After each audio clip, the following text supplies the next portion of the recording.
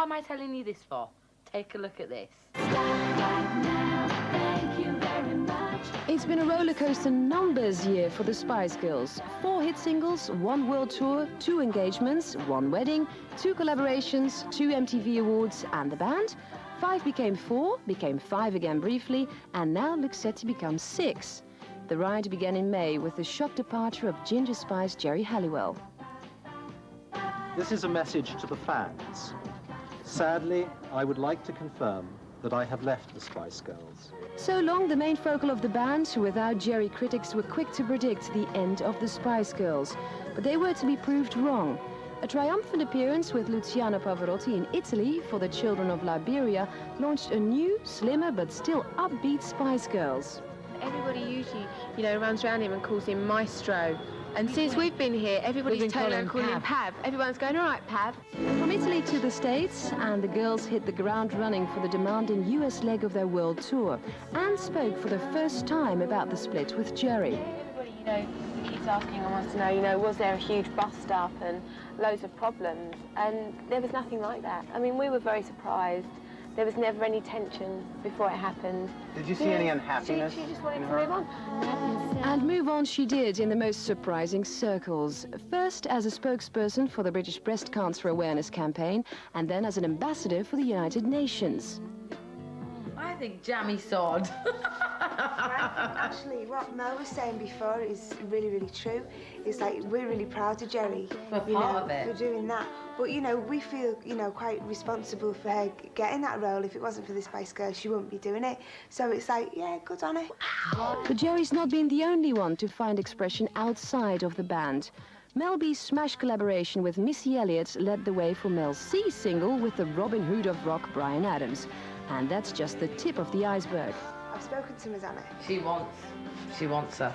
Meanwhile, Emma and Victoria have their own plans. Something that really interests me is some more acting. Film work in the future, this is. Emmy, you're doing a role as Sleeping Beauty, is that right? Yes, that's right. Because she's blonde. She's always asleep. Apart, the Spice Girls are potent. Together, they remain invincible, as they proved by scooping Best Group and Best Pop at the 1998 MTV Europe Music Awards. For the band personally, 1998's been a busy year. Mel B's become Mel G, and she and Victoria have discovered the delights of pregnancy. I had a thing for pickled onions, but I think that's gone now. That's how you could have seen their year. Let's hear what the girls themselves think the highlights were. Gotta be Wembley Stadium. That was just like such a dream to do. Personally, obviously, finding out I'm pregnant, obviously David proposed to me. Mine again has to be, the tour. That was probably my highlight. The highlight of this year for me was when I got married to my gorgeous, gorgeous husband, Jimmy Boy. Yes, and I kept all you paparazzi out of it because it was all covered up. I covered the whole thing up in my back garden. How thoughtful and clever of me. I also had my first solo #1 with Missy Elliott. Thank you to you lot out there. I think I want you back. Your love has made a deep impact.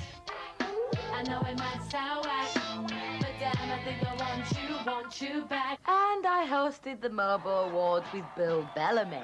We're here to put a bit of rawness back into the Albert Hall. And I got pregnant, and I cannot wait to be a mother. I know I'll be a pretty mad one, but, there you go. By the way, it's due in March.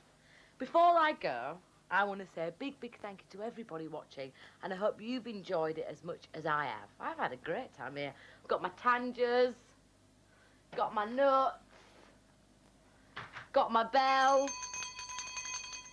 What more does a girl need? I want to say I hope you all have a fantastic 12 months, whatever you're doing, wherever you are. And I'm sending you all big, big happy holidays. See you later.